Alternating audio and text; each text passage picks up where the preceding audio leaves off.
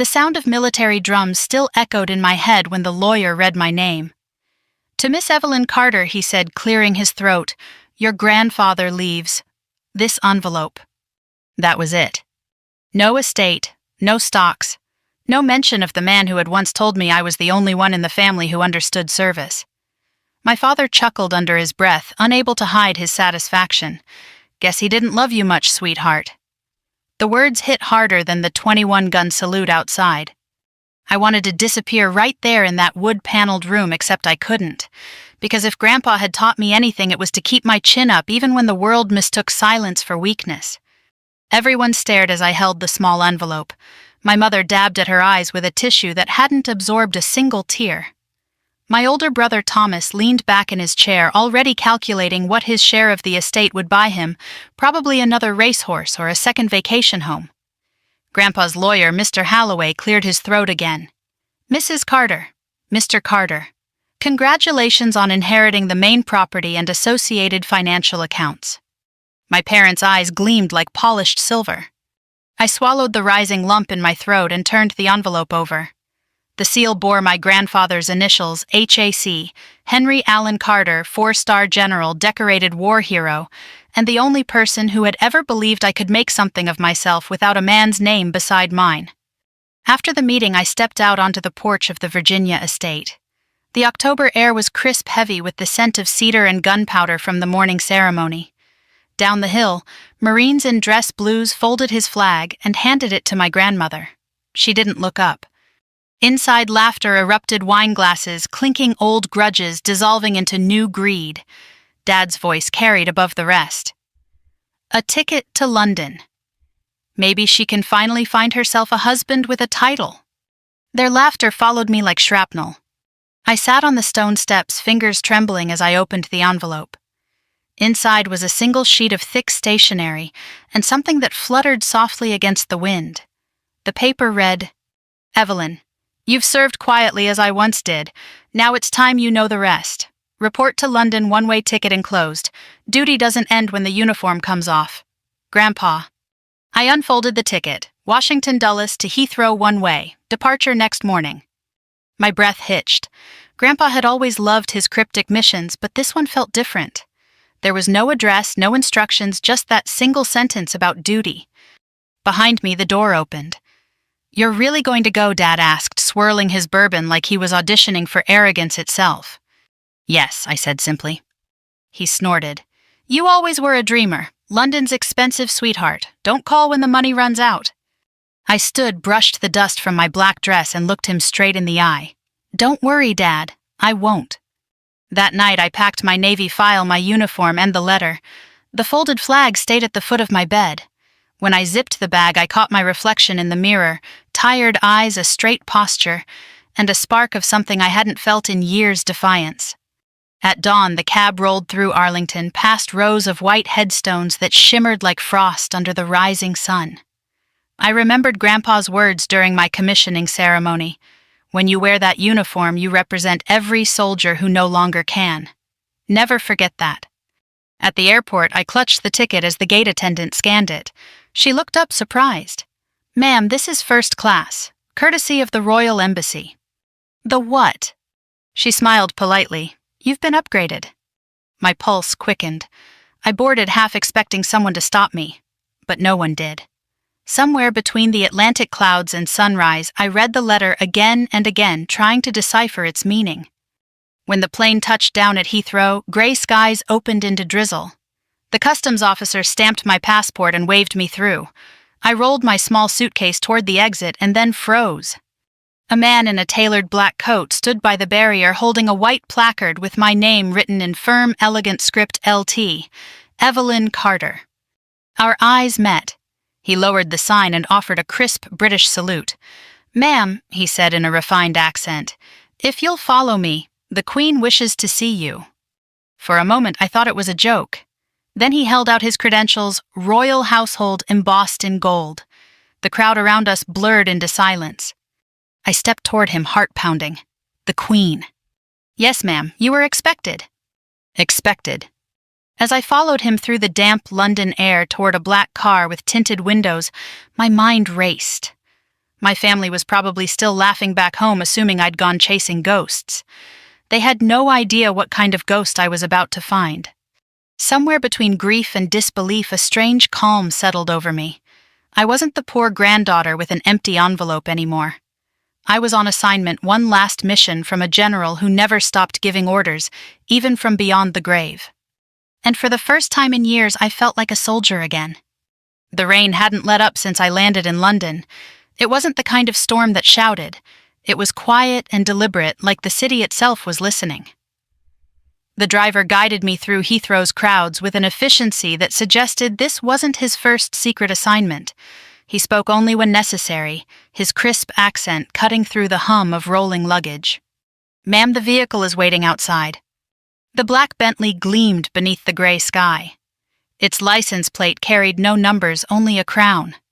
When I stepped inside, the smell of leather and old money filled the air. The driver closed the door behind me and began to speak over his shoulder. "You are to be taken directly to the royal estate. Her Majesty has requested your presence personally." I stared out the window, trying to piece together why a queen would care about the death of a retired American general or his granddaughter. "Was my grandfather known here?" I asked carefully. The driver didn't answer immediately. "In certain circles, ma'am, he was regarded as a man of unusual discretion." That sounded like something out of a classified briefing, not a eulogy. As we drove, London unfolded outside my window, the Thames glittering under bridges, soldiers in red tunics guarding palaces I'd only seen in history books. The city carried the kind of weight that demanded silence. I thought about Grandpa's words, "Duty doesn't end when the uniform comes off." Maybe this was his version of a final salute. The car turned through iron gates marked with the royal crest. Guards checked credentials, saluted, and waved us through. My breath caught as Buckingham Palace came into view, its marble facade rising through the mist, like something from another time. Inside, everything was velvet and discipline. Portraits of monarchs lined the hallways. Every surface gleamed with order and purpose. I followed the driver through corridors until we stopped before a tall man in uniform, an older gentleman whose bearing reminded me of Grandpa himself. "Lieutenant Carter," he said, extending his hand. "I'm Sir Edmund Fairchild, Private Secretary to Her Majesty." His handshake was firm, his eyes keen. "You must be wondering why you're here." "That's putting it lightly," I replied. He smiled faintly. "Your grandfather was a man of both duty and secrecy. During the Cold War, he commanded a joint US-UK operation that prevented a rather disastrous outcome. Few people know it existed, and fewer still know what it cost him." I felt my pulse quicken. "You mean he worked for British intelligence?" "In a manner of speaking," Sir Edmund said. "He was trusted here deeply. In gratitude, Her Majesty offered him a personal commendation which he declined. He requested that recognition be deferred. Deferred to when—" He gestured toward a nearby table. On it lay a small leather case embossed with both the Union Jack and the American Eagle. "To you." Inside was a sealed envelope, a gold medal, and a letter in handwriting I recognized instantly, Grandpa's. "Evelyn, I declined my honor so that one day it could mean something greater. If you're reading this, it means you've earned it not by rank but by service. Deliver this medal where it belongs. The Queen will understand. HAC." My throat tightened. The medal shimmered in the soft light, a cross of gold and silver with both nations' insignias entwined. Sir Edmund watched me silently. "Your grandfather wanted you to complete what he began. There is one more file you need to see." He handed me a folder marked Operation Remembrance. Inside were photos of soldiers, both American and British, who had served under Grandpa's command in humanitarian missions across Europe. Some faces were familiar from old photo albums, others strangers. "These men and women formed the foundation of a veterans' relief effort," he explained. "Your grandfather funded it privately for decades. When he passed, it went dormant, but it can be reactivated with your authorization." I blinked, trying to absorb the weight of it. "You're saying he left me a mission?" "A legacy," Sir Edmund corrected gently. "A bridge between our nations, built not with politics but with service. The Queen wished to thank you personally for accepting that responsibility." He opened a side door, and for a heartbeat I forgot how to breathe. The room beyond was smaller than I expected. No cameras, no crowd, just a quiet space flooded with afternoon light. Standing beside a window overlooking the garden was a woman in a soft blue dress and pearls. Sir Edmund's voice softened. "Ma'am, this is Lieutenant Evelyn Carter." Her Majesty turned toward me, her smile gracious yet sharp with intelligence. "So you are Henry Carter's granddaughter," she said, her voice gentle but commanding. "He spoke of you often." I stood frozen, years of military training collapsing into instinct. I saluted before realizing how absurd it must look. She chuckled softly. "At ease, my dear. We are allies, after all." I lowered my hand, heart pounding. "Your Majesty, I didn't know." "Phew, did," she interrupted kindly. "Your grandfather's service was beyond medals. He believed that true honor is found in quiet acts, not grand ceremonies. I understand you have chosen to continue his work." I don't know yet," I admitted. She studied me for a moment that felt like a lifetime. "Then allow me to offer advice he once gave me. A soldier's legacy is not what she inherits, but what she carries forward." Her words hit with the precision of a command. When I left the palace, the drizzle had stopped.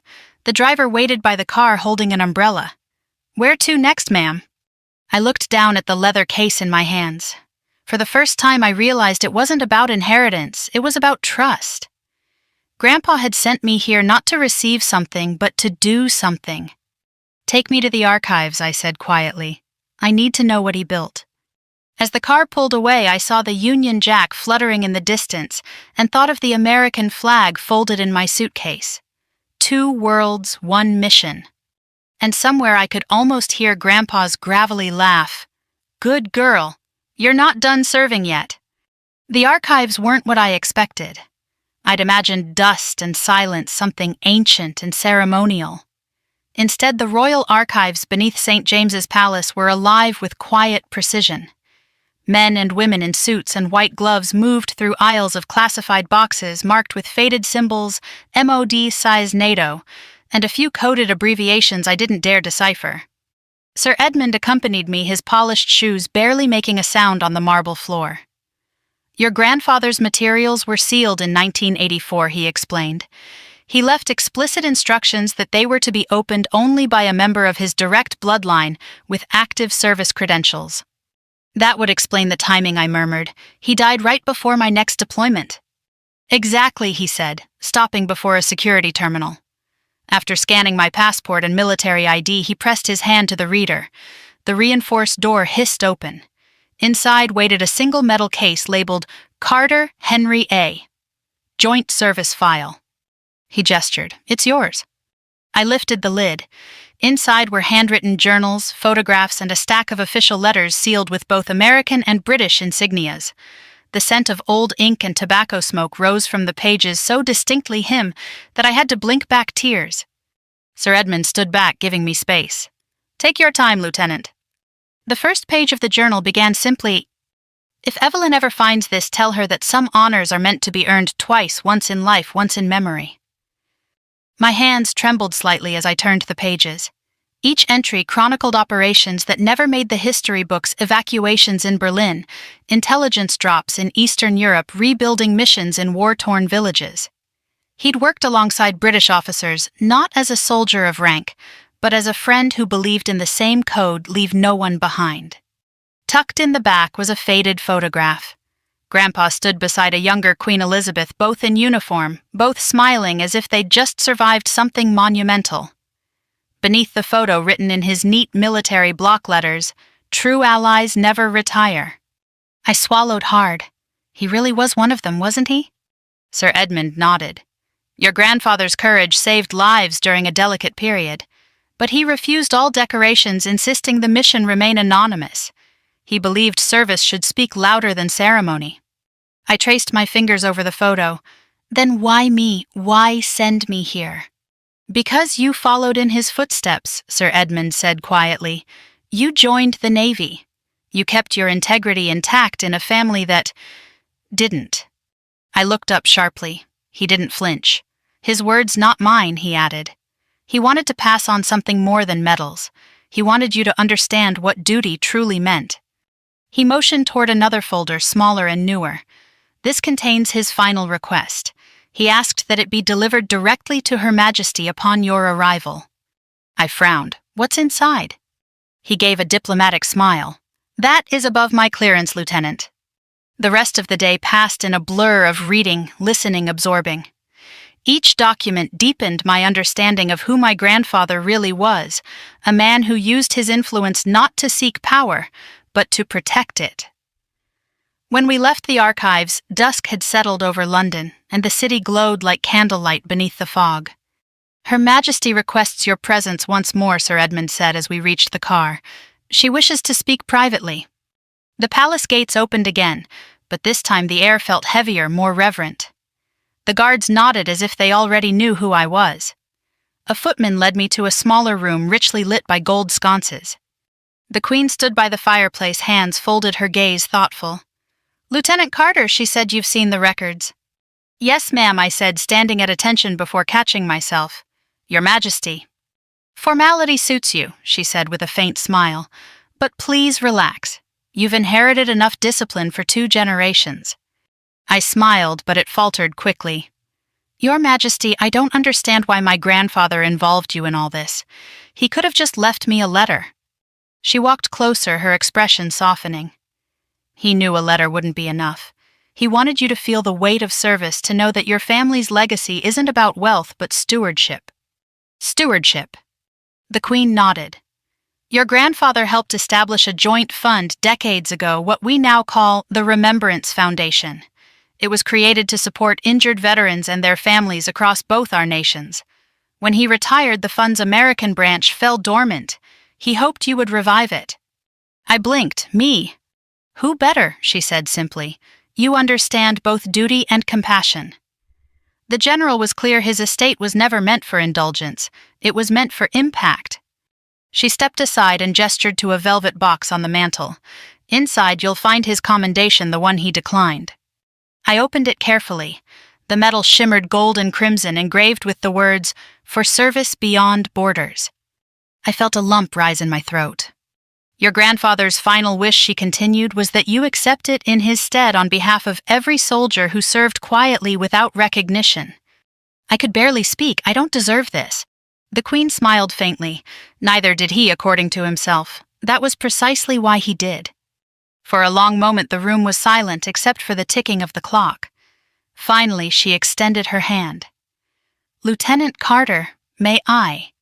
I nodded. She pinned the medal to my uniform herself. The gesture felt impossibly personal, almost sacred. When she stepped back, she said softly, He once told me, my granddaughter will know what to do when the time comes. I believe he was right. I swallowed hard. What am I supposed to do, Your Majesty? Go home, she said. Serve again, but this time in your own way. The words echoed through me as if spoken by both of them, her and Grandpa together. When I left the palace that night, London glowed beneath the rain. I held the medal in my palm, its weight both unbearable and comforting. Somewhere across the ocean, my family was probably still celebrating their inheritance, unaware that the one they mocked now carried a legacy signed by the Queen herself. For the first time, I realized Grandpa hadn't left me nothing. He'd left me everything that mattered. When I returned to my hotel that night, I couldn't sleep. The rain tapped gently on the window like the ticking of a clock, urging me to act. Grandpa's medal lay on the desk beside the sealed folder from the Queen. The weight of it all pressed against my chest, honor, confusion, and something that felt suspiciously like destiny. I finally opened the folder. Inside was a single sheet of parchment, the royal crest embossed in gold. It read, The Remembrance Foundation, established jointly under the governments of the United States and the United Kingdom, funded by General Henry A. Carter. In the event of his passing, his designated successor is authorized to resume operations under dual approval. At the bottom, there was a signature line, Evelyn Carter, Lieutenant, United States Navy. For a moment, I just stared. My grandfather hadn't left me a gift, he'd left me a responsibility. The next morning, I met again with Sir Edmund and a younger aide named Clara. She brought me tea strong enough to stand a spoon in, and a stack of records older than my parents' marriage. Your grandfather funded these operations quietly for decades, Clara said. Housing for wounded veterans, scholarships for their children, reintegration programs. It all stopped after an incident in the early 2000s. What kind of incident? She hesitated. Financial mismanagement. The American trustees, your father among them, froze the foundation's assets after a dispute. The British half remained intact, but the U.S. side fell silent. My pulse quickened. My father, Sir Edmund, nodded solemnly. He was granted limited administrative rights through your grandfather's estate. Unfortunately, he used them to divert funds into personal ventures just shy of illegality. The Queen chose not to intervene out of respect for your grandfather's privacy, but she believed the day would come when you'd correct it. The words struck like a cold wave. So that was the real reason for the ticket to London. Grandpa knew his son couldn't be trusted. He'd sent me to finish what he couldn't without igniting scandal. I asked to see the ledgers. The numbers didn't lie. Years of donations had been redirected into shell companies, luxury developments, private investments, all under Carter Holdings. I felt sick. Clara's voice softened. We can help you reinstate the foundation. All it needs is your signature as successor. Once reactivated, the U.S. branch will regain control of the assets. But, Sir Edmund leaned forward. You'll be declaring open war on your family, legally, ethically, socially. Are you prepared for that? I thought about Grandpa's flag folded on my nightstand, about the laughter in that Virginia parlor, about Dad's smug grin when he said, "Guess he didn't love you much." Yes, I said quietly, I'm prepared. That afternoon we went to the Royal Treasury Office to finalize the transfer. I signed the documents, each stroke of the pen steady as a heartbeat. When it was done, Sir Edmund handed me a stamped copy of the charter. Congratulations, Lieutenant, he said. The Remembrance Foundation now belongs to you. Belongs. The word felt strange. It wasn't mine, not really, it was everyone's. But it carried his name, and that meant everything. Before I left, Clara slipped a second envelope into my hand. This came from the late General's personal safe, she whispered. He wanted you to have it once you signed. In the cab back to the hotel, I opened it. Inside was a single photograph, Grandpa standing with a group of veterans, their hands resting on each other's shoulders. On the back, he'd written, "Service never ends, Evie. It only changes uniforms." Tears blurred the ink. That night, I emailed my commanding officer back in Norfolk to request temporary reassignment to the States for family estate matters. I didn't elaborate. He replied within hours, "Take the time you need, Lieutenant. You've earned it." When I boarded the return flight the next morning, I carried only 3 things: the medal, the charter, and Grandpa's note. Everything else resentment hurt. Confusion stayed behind in the London fog. As the plane lifted over the Atlantic, I replayed the Queen's words in my mind. Serve again in your own way. Maybe this was what Grandpa meant all along. Service wasn't about obeying orders, it was about answering the quiet calls no one else could hear. When the wheels touched down in Washington, I felt something shift inside me. I wasn't the forgotten granddaughter anymore. I was the General's last soldier. And my mission had just begun. By the time I landed back in Virginia, autumn had turned the air sharp and gold. The Carter estate loomed over the hills like a fortress of pride and polished glass, every stone bought with someone else's sacrifice. I hadn't been home since the funeral. Dad was waiting in the driveway, coffee in hand, sunglasses reflecting the last light of day. "Well, look who decided to return from her royal vacation," he said, smirking. "Did the Queen offer you tea and sympathy?" I smiled faintly, something like that. Mom emerged behind him, perfectly pressed as always. "You should have told us you were leaving Evelyn. The neighbors asked where you'd gone. It was embarrassing." "I didn't think it mattered," I said quietly, stepping past them toward the door. Inside, the house smelled like polished oak and money.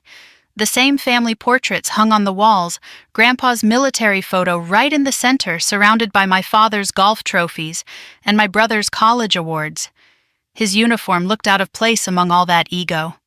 At dinner, they talked about their inheritance like it was a game. Dad described the renovations to the estate, the new vineyard, the imported marble for the foyer. Mom nodded proudly, swirling her wine. When she finally turned to me, her tone was half amusement, half condescension. So, what did you do in London, sightseeing shopping? I set down my fork. I went to Buckingham Palace. The table fell silent for a beat, then Dad burst out laughing. Right. And I had lunch with the president last week. I met with Her Majesty's secretary, I continued evenly. She asked me to take over something my grandfather started. Mom tilted her head. A hobby. A foundation. Dad raised an eyebrow. Oh, for what tea parties and old uniforms? For wounded veterans, I said. Grandpa founded it with the Queen decades ago. He left it to me. Dad's smirk faltered. That's ridiculous. He never mentioned it. Maybe not to you, I replied. For the first time that night, I saw something flicker in his eyes, not anger, but fear. He looked down at his glass. Well, whatever fantasy you've built for yourself, I hope it keeps you busy. Some of us have real responsibilities. The rest of dinner was silence and silverware. Later, as I stood on the back porch watching the moon rise over the fields, I heard footsteps behind me. Mom joined me, her arms crossed. You don't have to pretend you're important, Evelyn. It's sweet, but you'll only embarrass yourself. I turned to her. You know what's really embarrassing, having a daughter who served her country and still being ashamed of her? Her lips tightened. You always were dramatic. No, I said, stepping closer. I'm just done apologizing for being something you'll never understand. She didn't answer. Back in my old bedroom, the walls were still lined with framed medals and commendations Grandpa had given me over the years. I pulled out my laptop and opened the encrypted files Sir Edmund had sent. Everything was there, the ledgers, the trust deeds, the proof of how Dad had rerouted funds into personal accounts. My hands shook, not with rage, but with clarity. It wasn't revenge I wanted, it was correction. The next morning I drove into Richmond and met with the Carter family's longtime attorney, Mr. Halloway, the same man who had handed me that envelope at the funeral. His eyes widened when he saw the royal seal on my briefcase. Lieutenant Carter, he said, standing, I must admit I didn't expect to see you again. I need you to process some paperwork, I said, sliding the documents across his desk. He put on his glasses and read in silence. You're reinstating the Remembrance Foundation. Yes, and I'm transferring all assets associated with it back under federal and royal oversight. He blinked. That means your father will lose control of several joint accounts. I know. He looked at me for a long moment, then nodded slowly. Your grandfather would be proud. When I left the office, the morning sun was breaking through the clouds. For the first time, I felt weightless. That evening, the phone rang. Dad's voice thundered through the receiver. What did you do? Evelyn Halloway said you filed something with the Treasury. I kept my tone calm. I just fulfilled Grandpa's last wish. The foundation is active again. You had no right. I had every right, I said, legally and morally. There was a long pause.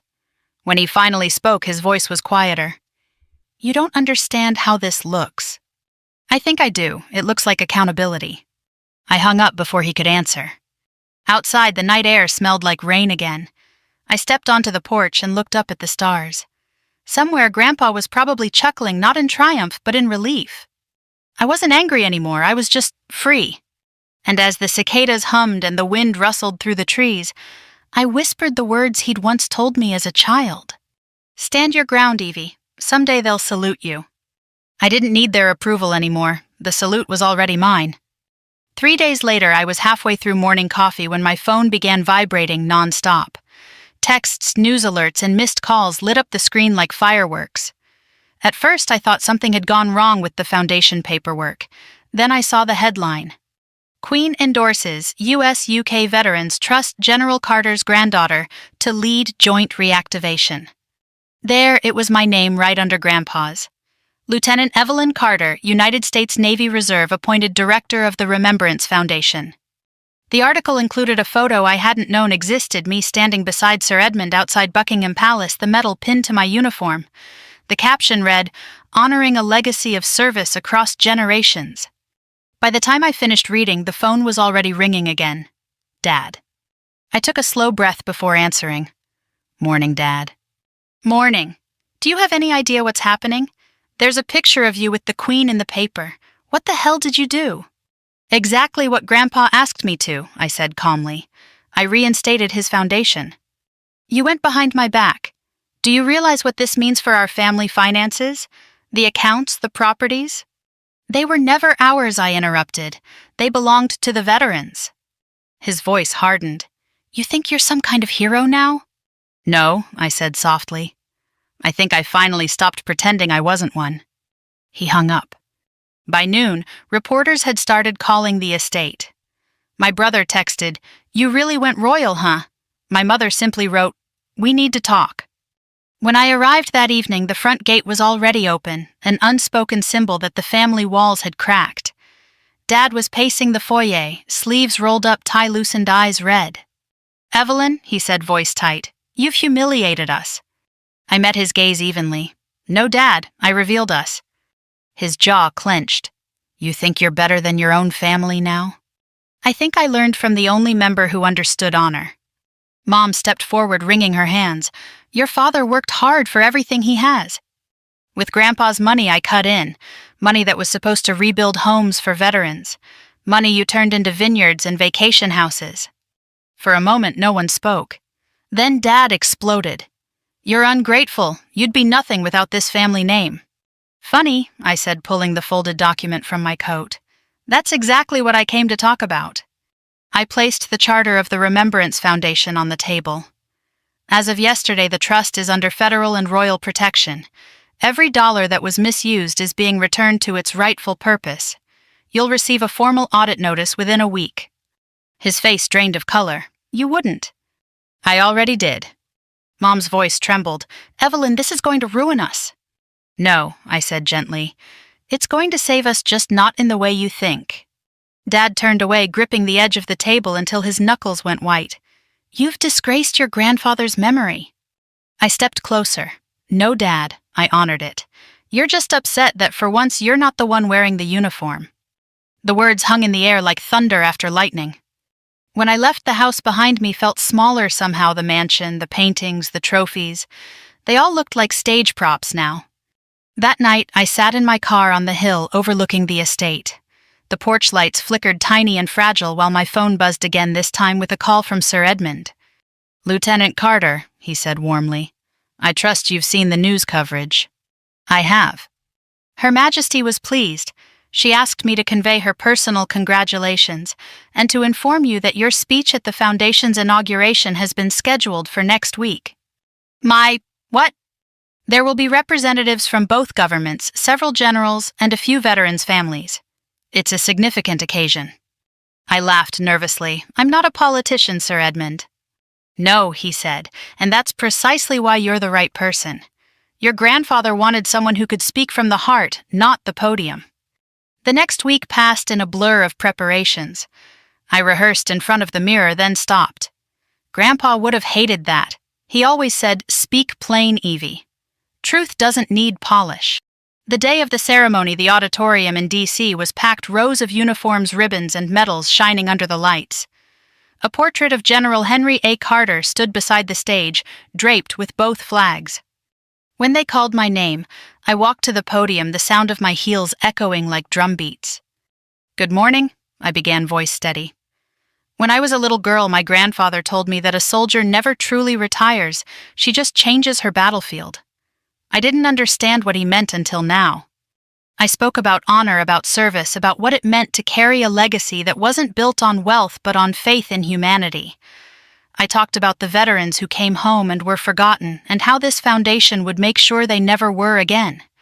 When I finished, the room was silent, then came the applause, soft at first, then thunderous. Somewhere in that sea of uniforms, I saw an older Marine wipe his eyes. Afterward, as I stood backstage, Sir Edmund approached. Your grandfather would have been proud, he said. I hope so. He smiled. He would have said, Mission accomplished, Lieutenant.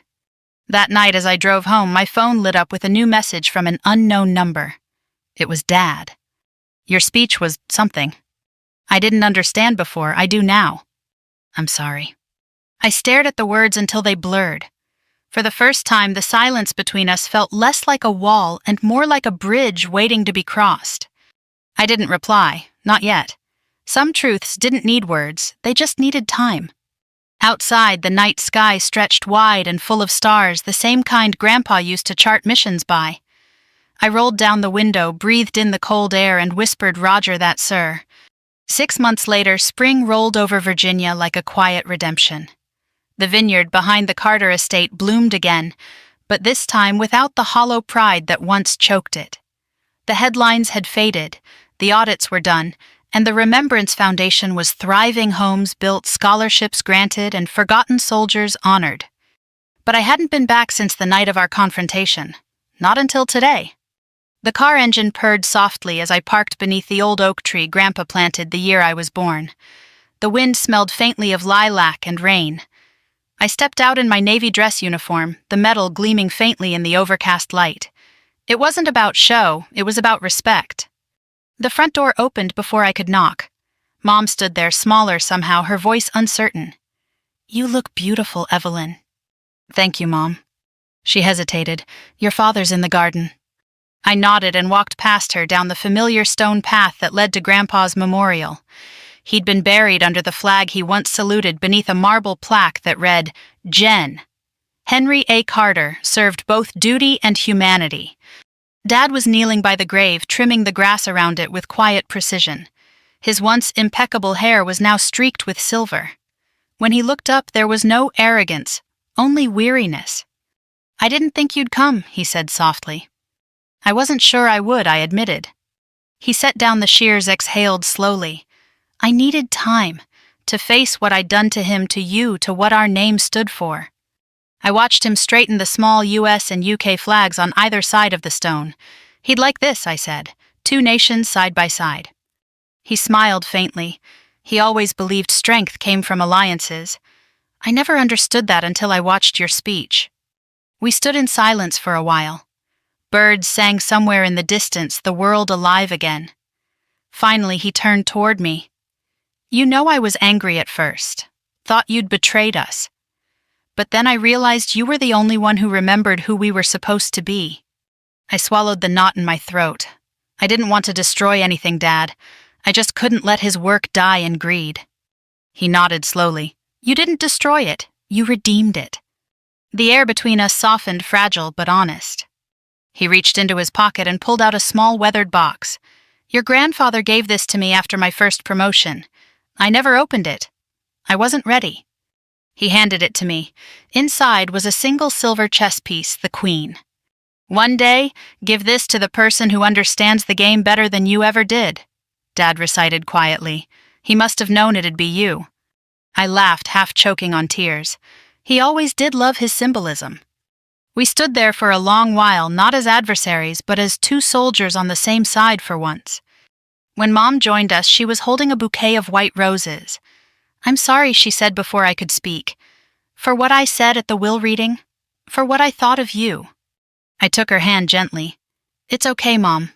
We all saw what we wanted to see back then." "No," she said, shaking her head. "You saw what mattered." She placed the flowers beside the grave, and together we bowed our heads. Later, as we walked back toward the house, Dad stopped by